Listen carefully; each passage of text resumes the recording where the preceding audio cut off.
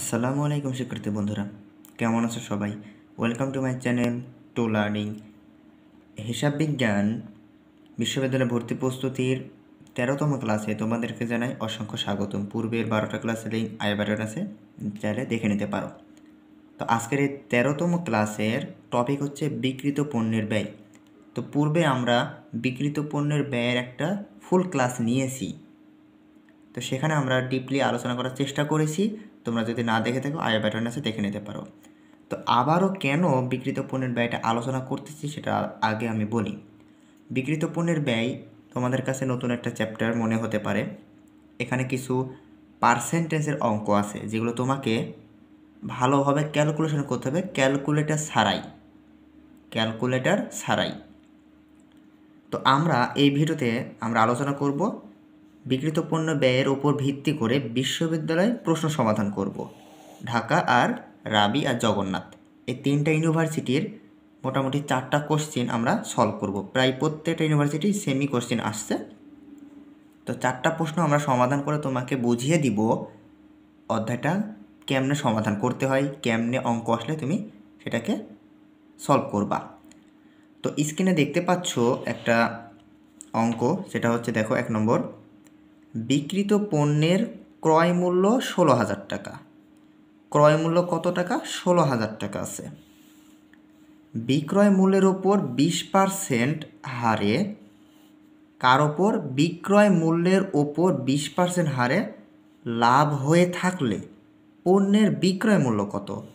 তার মানে এখানে তোমার ক্রয় মূল্য দেওয়া আছে, বিক্রয় মূল্যের উপর 20% হারে যদি মুনাফা হয় বা লাভ হয় তাহলে বিক্রয় মূল্য কত? তার মানে তোমাকে বিক্রয় মূল্য বের করতে হবে। তো নিচে 4টা অপশন দেওয়া আছে। তোমাকে এই বিক্রয় মূল্য বের করার জন্য কয়েকটা জিনিস মাথায় রাখতে হবে। মানে ফার্স্ট একটা জিনিস সেটা অবশ্যই মাথায় রাখতে হবে, সেটা হচ্ছে পার্সেন্টেজ দেওয়া আছে এখানে দেখো, বিক্রয় মূল্যের উপর 20% হারে একটা কথা দেওয়া আছে। তাহলে বিক্রয় মূল্যের উপর যদি 20% হয়, এটাকে 20% আমরা ধরবো? কখনোই না। এটার একটা সূত্র আছে, যদি বিক্রয় মূল্যের উপর কোনো হার দেওয়া থাকে তাহলে ক্রয় মূল্যের উপর হার বের করতে হয়। বিক্রয়ের উপর যদি মুনাফার হার দেওয়া থাকে তাহলে ক্রয় মূল্যের উপর হারটা বের করতে হয়। তো সেটা কেমনে একটু দেখো। আমি আবারও বলতেছি, বিক্রয় মূল্যের উপর যদি হার দেওয়া থাকে তাহলে ক্রয় মূল্যের উপর হার বের করতে হবে তোমাকে। সেটা বের করার নিয়ম হচ্ছে, মানে এটা কি বিক্রয় হতে ক্রয়, তাহলে বিক্রয় হতে ক্রয়টা বের করতে হবে। তাহলে বিক্রয় হতে ক্রয়, তো বিক্রয় হতে ক্রয় সেটা কেমনে বের করব? 100 গুণন হার ডিভাইডেড বাই 100 মাইনাস হার। এটা হচ্ছে যদি দেওয়া থাকে বিক্রয় মূল্যের ওপর হার যদি দেওয়া থাকে তাহলে তোমাকে ক্রয়ের ওপর হার বের করতে হবে, কারণ ক্রয় মূল্য দেওয়া আছে, তাহলে তোমার ক্রয়ের ওপর হারটা বের করতে হবে না। এই কারণে এটা হচ্ছে সূত্র, হার বের করার নিয়ম। এই যে 20% দেওয়া আছে, এটার উপর কখনোই কাউন্ট করতে যাবা না, তোমার ভুল হয়ে যাবে। তোমাকে আমি আবারও বলতেছি, বিক্রয় মূল্যের উপর হার যদি দেওয়া থাকে তাহলে তোমাকে ক্রয় মূল্যের হার বের করতে হবে। তো ক্রয় মূল্যের হার বের করার নিয়ম কি? 100 গুণন হার ডিভাইডেড বাই 100 মাইনাস হার। আর এখানে যদি ক্রয় মূল্য থাকতো, এখানে যদি বিক্রয় মূল্য বের করতে তাহলে এখানে নিচে খালি যোগ হইতো, আর কিছু না। তো আমরা ক্যালকুলেশন করি। তো এখানে দেখো কত কি আছে, 100 গুণন হার আছে 20% ডিভাইডেড বাই 100 থেকে হার বাদ দিতে হবে, তাহলে 20% থেকে 100 বাদ দিলে কত হয়? 80। তাহলে এখানে দেখো কত বের হয় তোমার। এখন আমরা কাটাকাটি করব, এই জিরো কাটলো। এখন এই 8 দিয়ে আমরা এই 2 দিয়ে আগে ভাগ দাও, 4 দুগুণে 8 হচ্ছে না? ওকে, তাহলে আমরা 4 পাচ্ছি, তাহলে 4 দিয়ে আবার এই 100কে ভাগ দাও, তাহলে 4 25 100। তাহলে তুমি অ্যাকচুয়ালি কত পার্সেন্ট পাইলা? এখানে নিচে আমরা লিখি 25%। তাহলে বিক্রয় মূল্যের উপর 20% হার দেওয়া আছে, তোমাকে ক্রয় মূল্যের উপর হার বের করতে হবে। তাহলে আমাদের ক্রয় মূল্য কত পাইছি? হার 25%। তার আমাদের ক্রয় মূল্য দেওয়া আছে 16,000 টাকা। তাহলে 16,000-এর উপর 25% এখন কাউন্ট করব। তাহলে 16,000 গুণন 25%, তাহলে 25/100। তাহলে এই জিরো কাটলো, এটাও কেটে গেল। এখন এই 25-এর সাথে 160 কী করবা, গুণ করবা। তাহলে গুণ করার নিয়ম তো আমরা ছোটোবেলা থেকে জানি যে 160 গুণন 25। তুমি চাইলে এই 0 আনেও গুণ করতে পারো, না আনেও গুনতে করতে পারো, সেটা কোনো ম্যাটার করে না, ঠিক আছে। জাস্ট তুমি কি করবা, এর সাথে গুণ করলে আমাদের অ্যামাউন্ট কত হয়, 160-এর সাথে তুমি যখন 25 গুণ করবা তোমার 4000 টাকার মতন আসবে। আমি আর এটা গুণ করছি না, গুণ করার নিয়ম তোমরা জানো, 4000 টাকা আসবে। তাহলে এই যে 4000 টাকা আসলো, এই 4000 টাকা কি আসলো, এখন তোমাকে এটা হচ্ছে মুনাফা পাইলা। ওকে, এটা কি পাইলা, মুনাফা। তাহলে তোমার ক্রয় মূল্য কত আছে, 16000 টাকা ক্রয় মূল্য আছে। মুনাফা আমরা কত পাইছি, 4000 টাকা মুনাফা পাইছি। তাহলে 4000 টাকা মুনাফা। তাহলে তোমার বিক্রয় মূল্য পাওয়া যাবে না, ক্রয়ের সাথে যদি মুনাফা যোগ করো তাহলে অবশ্যই বিক্রয় মূল্য পাওয়া যায়। তাহলে এখানে বিক্রয় মূল্য 20000 টাকা, যেটা যোগ করলে তখন অ্যান্সার আমার দেখো 20000 টাকা আছে কিনা। এই যে দেখো, এ নম্বরে আছে 20160, বি নম্বরে আছে 20000 টাকা, তাহলে আমাদের অ্যান্সার বি। ওকে, আশা করি এই অঙ্কটা তুমি বুঝতে পারছো। তাহলে তোমাকে যে পার্সেন্ট দেওয়া থাকবে, এটা পার্সেন্ট হুবহুর সাথে কখনোই ক্যালকুলেশন করতে যাবা না। তাহলে এটা যেহেতু বিক্রয় মূল্য পর দেওয়া আছে, তোমাকে ক্রয় মূল্য বের করতে হবে, সেটা বের করার নিয়ম এটা। ওকে, আশা করি বুঝতে পারছো। দেন টোটাল টাকার উপর ক্যালকুলেট করে এভাবে অ্যান্সার হবে। ওকে, আশা করি বুঝতে পারছো। তো নেক্সট আমরা আরেকটা দেখব, সেটা হচ্ছে 2 নম্বর। একটি ফার্মের নিট মুনাফা 5000 টাকা। কত, নিট মুনাফা 5000 টাকা হলে করের হার 40%। কি, কর হার 40% হলে কর পূর্ব মুনাফা কত, মানে করের পূর্বে মুনাফাটা কত সেটা তোমাকে বের করতে হবে। এই মুনাফাটা দেওয়া আছে করের পরবর্তী, আর করের হার যদি 40% হয় তাহলে কর পূর্ব মুনাফাটা কত হবে সেটা তোমাকে এখন বের করতে হবে। তো কর পূর্ব মুনাফার একটা সূত্র আছে, তো সূত্র তুমি যদি না জানো তাহলে এখানে বের করাটা তোমার কাছে একটু কষ্টসাধ্য হবে, ঠিক আছে। তো আমরা এখন সূত্রটা লিখি, কর পূর্ব মুনাফা সূত্র, কর পূর্ব মুনাফা। তো কর পূর্ব মুনাফা সূত্র হচ্ছে নিট মুনাফা যেটা দেওয়া আছে এটার সাথে গুণ করতে হবে 100 ওপরে, আর নিচে থাকবে হচ্ছে 100 মাইনাস হার। এটা হচ্ছে কর পূর্ব মুনাফার সূত্র, নিট মুনাফা মাল্টিপ্লাই 100 ডিভাইডেড বাই 100 মাইনাস হার। তো এখন দেখো নিট মুনাফা আমাদের কত আছে, 5000 টাকা আছে, 100 হার, তাহলে এই যে 40% এটা হার, করের হার, তাহলে 100 থেকে হারটা কী করবো, মাইনাস করে দিব। তাহলে 100 থেকে হার মাইনাস করলে কত, 40, তাহলে 40 থেকে 100 থেকে 40 বাদ দিলে কত, 60 হয়, 60। এখন কি করব, কাটাকাটি করব, তাহলে অঙ্ক হয়ে যাবে। 0, এই 0 কেটে গেল।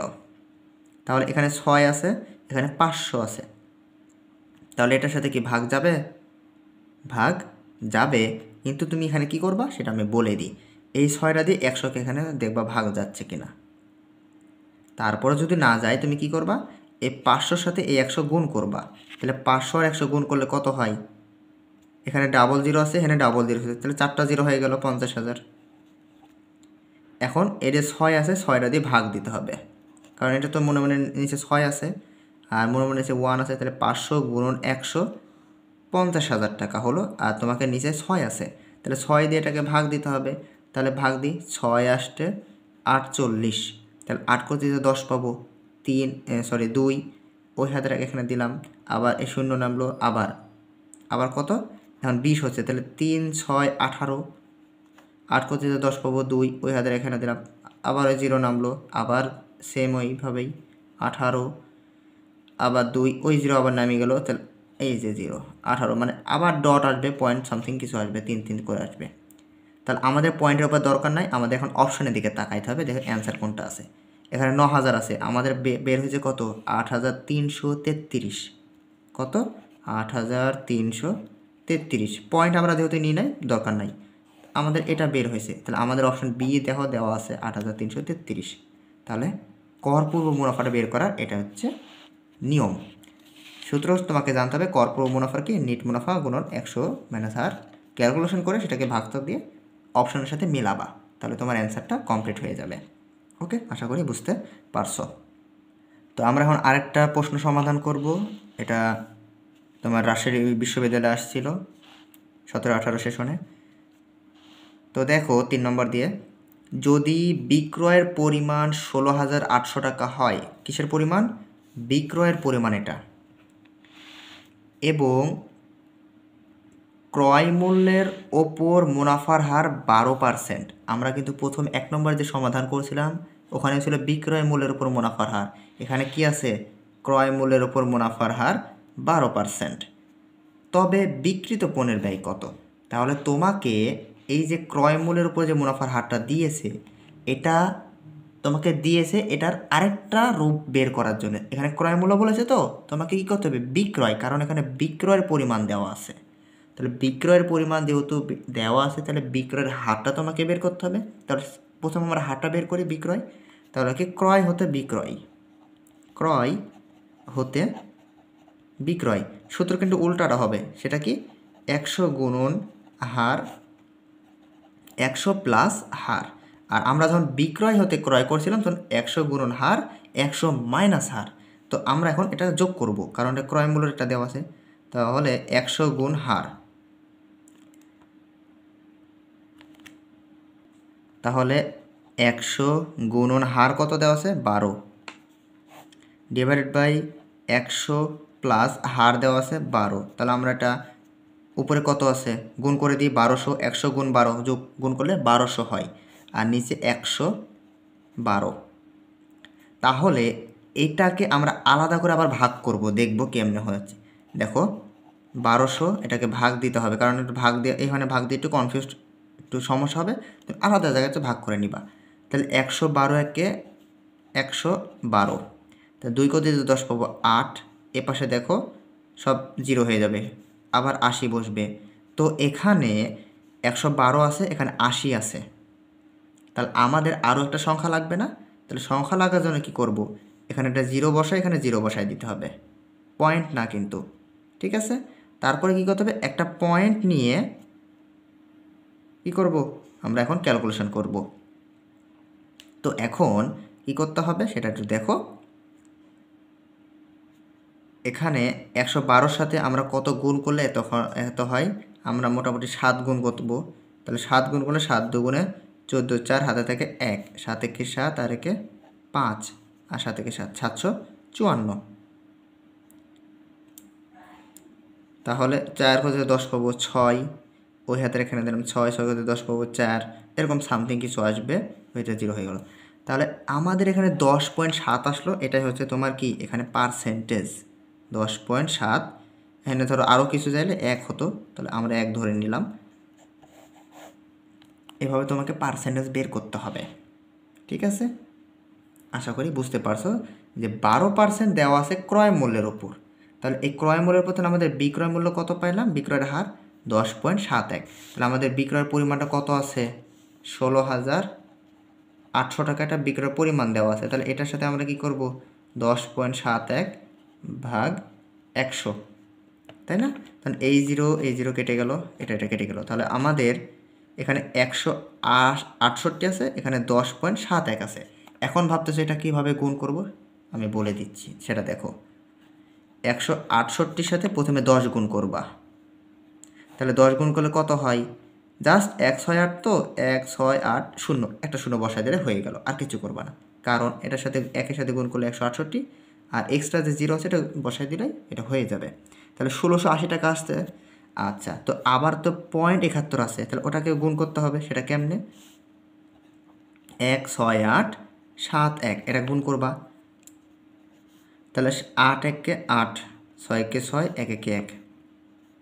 তারপরে দেখো 27 56 হাতে থেকে 5, তাহলে 6 7 42 আর 5 47 হাতে থেকে 4, 7 একে 7, 4 11। এখন 8 6 6 12, 2 হাতে থেকে 1, 7 আর একে 8 আর একে 7 1 8 আর একে 9, এই 1 বসে গেল, এই 1ও বসে গেল। এখন দেখো 0.71 আছে, মানে পয়েন্টের উপরে কয়টা সংখ্যা আছে? 2টা সংখ্যা।